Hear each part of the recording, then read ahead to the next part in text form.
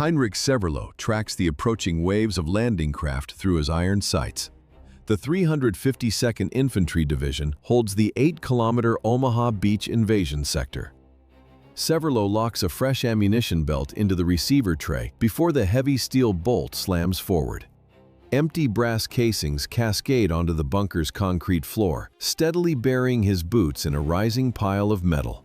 The acrid stench of scorched brass and burnt cordite fills the confined space. He pulls the trigger, sweeping the sights across the sand until the target drops, then pivots to the next figure. 13,000 rounds in a single day.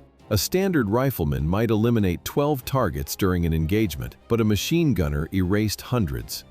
On the Eastern Front, German gunners faced Soviet infantry assaults rolling forward in dense formations. They fired continuously into the advancing crowds until the mechanisms jammed or the wooden ammunition boxes sat empty. The human brain was never equipped to process this volume of killing. Staring down thousands of charging men with a weapon that refused to stop firing shattered the operators. The scale of death bypassed all psychological defenses. The psyche simply disconnected. 20 seconds. Heinrich Severloh had no time for reflection. The steel barrel turned glowing red in exactly 20 seconds of combat. 250 rounds vanished in just 12 seconds of continuous fire.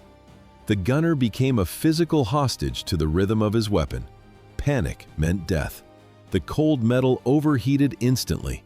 The crew had to execute their tasks with mechanical precision to survive the infantry rush. Mounted on the heavy Lafette tripod, the machine gun established a fixed defensive perimeter against the advancing enemy. The recoil no longer shattered the shooter's shoulder.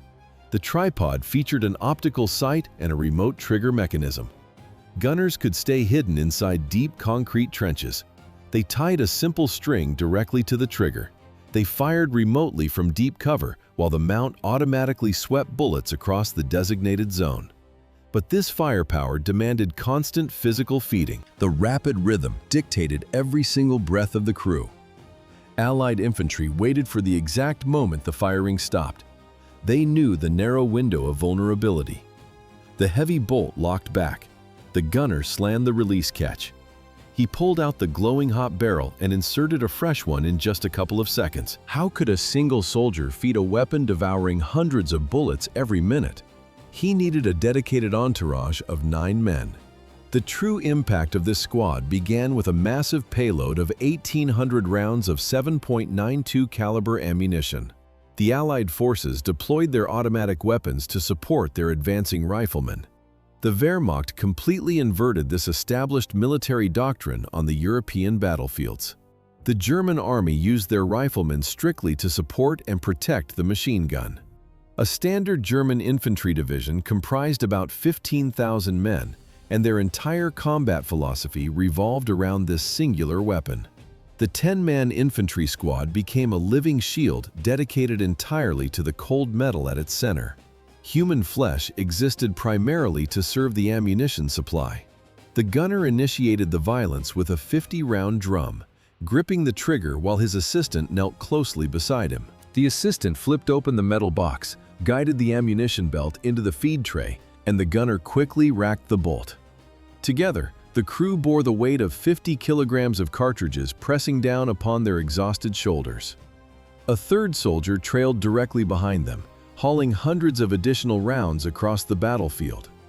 The remaining infantrymen formed a defensive perimeter to secure this mechanical core against enemy flanking maneuvers. If the gunner fell dead, the assistant instantly took the grips, ensuring the fire never stopped. The squad leader and his riflemen fought to keep the gun operational, sacrificing their lives to maintain covering fire. This immense tactical power naturally carried a terrible consequence for the men holding the heavy weapon. Every enemy commander recognized the machine gun as the beating heart of the German infantry squad. The gun crew always became the priority target for enemy snipers, incoming artillery, and advancing tanks. An American infantryman slams his body into the cold mud. He hears a terrifying noise. It echoes across the battlefield. It is not the familiar crack of a standard infantry rifle. It is the deafening roar of tearing heavy canvas. For those 10 German soldiers in the trench, this automatic weapon meant basic survival. For the advancing Allied troops in the open field, it was the worst nightmare of the war. Soldiers often ridiculed various enemy weapons. They mocked weak guns. They called them simple door knockers. But nobody laughed at Hitler's buzzsaw. The mechanical sound alone paralyzed entire advancing platoons. A single pull of the trigger lasted just 1 second. In that fleeting moment, the heavy machine could literally cut a grown man in half. The physical destruction defied normal human comprehension. Flesh and bone vanished. The sheer volume of incoming fire left no room for escape or hesitation. 1,200 bullets per minute. The very weapon that struck terror into the enemy transformed its own operators into condemned men. That paralyzing sound of ripping cloth immediately betrayed the crew's location after the very first burst. Across an eastern front stretching over 2,400 kilometers, every opposing rifle instantly focused on the machine gunner.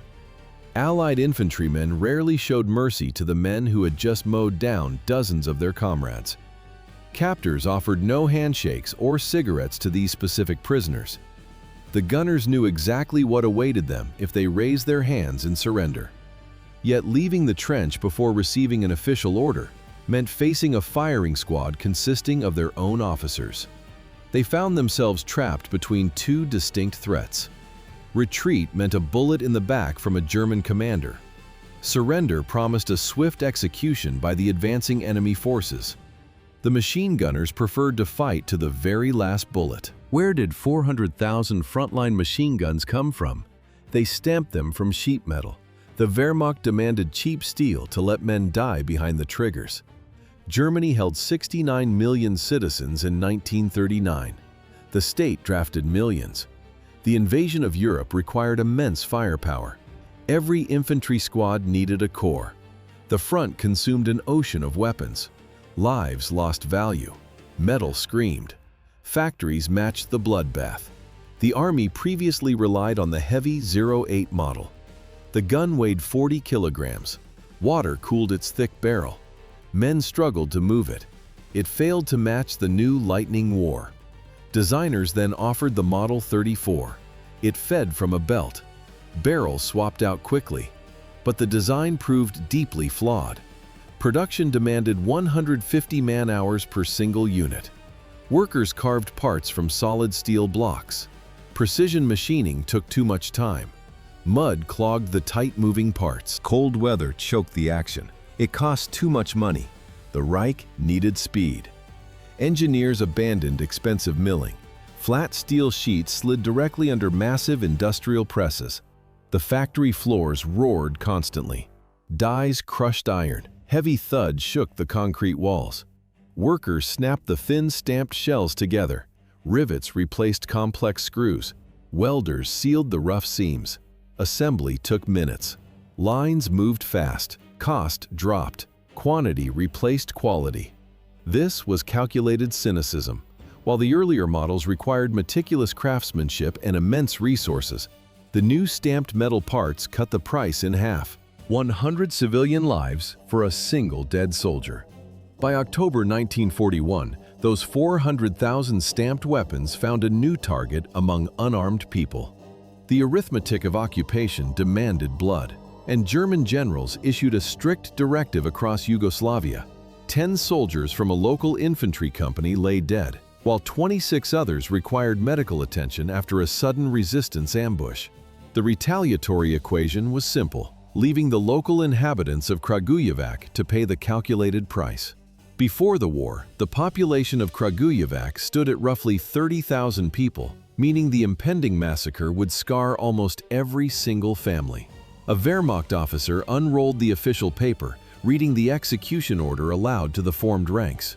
Armed escorts led groups of Yugoslav residents out into the open fields, lining them up before the heavy machine guns. In the sudden quiet preceding the violence, the dry clicks of the weapon's bolt echoed clearly. The gunner tightened his grip on the stock, pressing the trigger to unleash the heavy ammunition belt into the crowd. Group after group fell into the dirt as fresh belts of metal replaced the empty ones. 7 hours of continuous executions. The massacre consumed 2,700 civilian lives before the smoking barrels finally cooled. The psychological weight of slaughtering defenseless neighbors fractured the men behind the sights, forcing some to break rank. A Wehrmacht officer drew his sidearm and executed a German soldier directly on the spot, punishing the man because he refused to pull the trigger. What does a man feel when his weapon mows down rows of people? Only the fear of becoming the next target. After the Yugoslav executions and grueling frontline combat, the minds of German gunners finally shattered. They executed orders, they pulled the trigger. A dull ringing echoed in their ears after hours of continuous firing. That distinctive roar made them the primary mark on any battlefield. Soviet snipers used Mosin Nagant rifles to hunt them from 800 meters away. Artillery batteries and tanks leveled entire grid squares just to silence a single crew. These men lived a waking nightmare. Only the breakdown waited ahead. The operators of these weapons vanished into unmarked graves. Yet the mechanism they carried outlived the conflict entirely. American forces witnessed the devastating capability of this German engineering across a ruined Europe. They attempted to replicate the captured weapons with their T-24 prototype, but the exact mechanics eluded them. Eventually, military engineers extracted key elements from the original blueprints to forge the M60. That specific design would echo decades later through the dense jungles of the Vietnam War. The original German mechanism did not simply fade away into military archives. Rechambered for modern ammunition and designated as the MG3, the weapon remains active in the arsenals of more than 30 nations today. The soldiers of the Third Reich were entirely expendable, but the industrial machine they fed with belts of ammunition proved to be immortal. The infantrymen of 1945 are gone. Over 80 years later, the modified descendant of the MG42 still stares through the sights on modern battlefields.